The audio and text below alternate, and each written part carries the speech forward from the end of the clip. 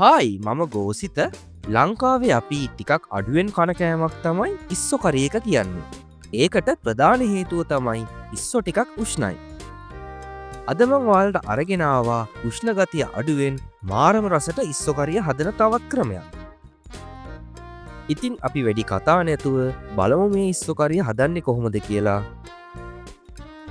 අද මම මේ රසමරස ඉස්සොකරියක හදන්නේ ඉස්සොග්‍රෑම් 500කින් මම මේ ටික හොඳට සුද්ධ කරගෙන හොඳට සෝදලා පිරිසිදු කරගෙන තියෙන්නේ. ඒ වගේම තමයි මම මේකේ පොතු අයින් කරගෙන නැහැ. මොකද පොත්තත් එක්කම මේ කරේක හැදුවහම මාරම රසක් තියෙන්නේ. මුලින් මම කපාගත්ත රතු ලුණු ගෙඩි 5ක් විතර මේකට දාගන්නවා. ඊළඟට කපාගත්ත අමුවිලිස් කරල් 3ක් වගේ මේකට දානවා. මේ වගේ කපාගත්ත සුදු ලුණු බික් 5ක් වගේ දාගන්නවා. තව මේ වගේ කපාගත්ත තක්කාලි ගෙඩි දෙකකුත් මම එකතු කරගන්නවා. ඔයාලා තක්කාලි කන්න අකමැති නම් දාගන්න අවශ්‍යම වෙන්නේ නැහැ. රම්පි කරපිංච මේ වගේ ප්‍රමාණයකුත් මම දාගන්නවා මේකට. කුරුන්තු ස්වල්පයකුත් මම එකතු කරගන්නවා. ඒ වගේම ලුණුත් තේ හැන්දක් එකතු කරගන්නවා මම මේකට. අනිත් කුළු බඩු ටික එකතු කරගන්න කලින් අපි මේ ටික පොඩ්ඩක් මික්ස් කරගමු. දැන් මම මේකට එකතු කරගන්නවා මිරිස් කුඩු වලින් තේ හැඳි 4ක් වගේ. 3-5 කුඩු වලින් තේ හැඳි 2මාරක් එකතු කරගන්නවා. දැන් මම මේකට එකතු කරගන්නවා සියඹලා ඉස්ම. සාමාන්‍යයෙන් සියඹලායට 6ක වගේ ඉස්ම තමයි මම එකතු කරගන්නේ. තව කහ තේ හැඳි භාගයක් එකතු කරගන්නවා. දැන් මම දාගන්නවා ගම්මිරිස් කුඩු වලින් තේ හැඳි 3 කාලක් වගේ. ඒ වගේම අන්තිමටම කුළුහාල් වලින් තේ හැන්දක් මම එකතු කරගන්නවා. අපි දැන් මේ ටික හොඳට මික්ස් කරගමු ලිපේ තියන්න කලින්.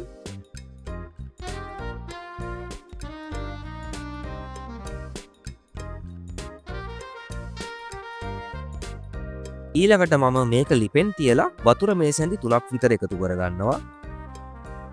දැන් පියනෙන් වහලා මද ගින්දරේ මම විනාඩි 2මාරක් විතර පිස ගන්නවා මේ ටික. මේ තියෙන්නේ විනාඩි 2මාරකට විතර පස්සේ මම දැන් පොඩ්ඩක් මේක මික්ස් කරගන්නවා.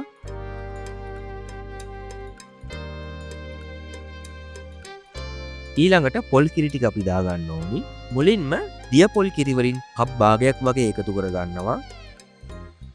දැන් පියනෙන් වහලා වැඩි ගින්දරේ විනාඩි 3ක් වගේ පිස ගන්න ඕනි.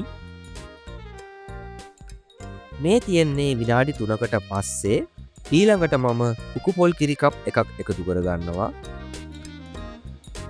අපි මේක පොඩ්ඩක් මික්ස් කරගමු.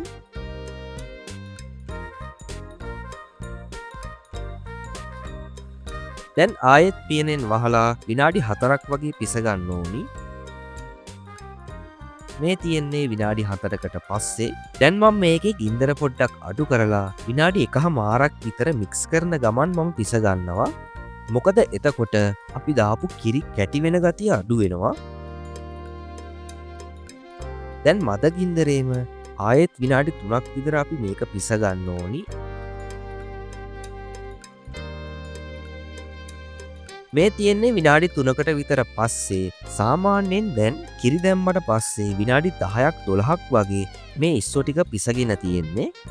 මේ වෙලාවෙදි මම ආයෙත් පොඩ්ඩක් මේක මික්ස් කරගන්නවා.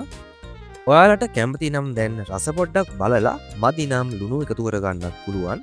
දැන් මම මේකට අන්තිමටම එකතු කරගන්නවා මුරුංගා කොළ වලින් මේ වගේ ප්‍රමාණයක්. දැන් මේ ටිකත් හොඳට මික්ස් කරගමු. ඔයාලා පුළුවන් නම් මේ මුරුංගා කොළ අනිවාර්යෙන්ම එකතු කරගන්න. එතකොට මේ ඉස්සෝවල තියෙන උෂ්ණගතිය අඩු වෙනවා. ඒ වගේම කරි එකට හොඳ රසකුත් එනවා. ඔන්න අපි එහෙනම් මේ ඉස්සෝ කරි එකත් හදලා ඉවරයි. මේක වැඩිය වැඩ නැතුව හරිම ලේසින් හදාගන්න පුළුවන් ඉස්සෝ කරි එකක්. ඒ වගේම හරිම රසයි. ගෙදරට අමුත් එක්ක ආපු වෙලාවක ඔයාලට විශේෂ විදියට හදලා දෙන්න පුළුවන් කෑමක් තමයි මේක. ඉතින් මං හිතනවා ඔයාලා මේකත් try කරයි කියලා. මේ තියෙන්නේ මේක හදන්න ගිය සියලුම ද්‍රව්‍ය ටික. එහෙනම් මගේ තවත් රසම රස රෙසිපි එකකින් හමු වෙමු. එතකල් මගේ මේ වීඩියෝ එකත් බලන්න.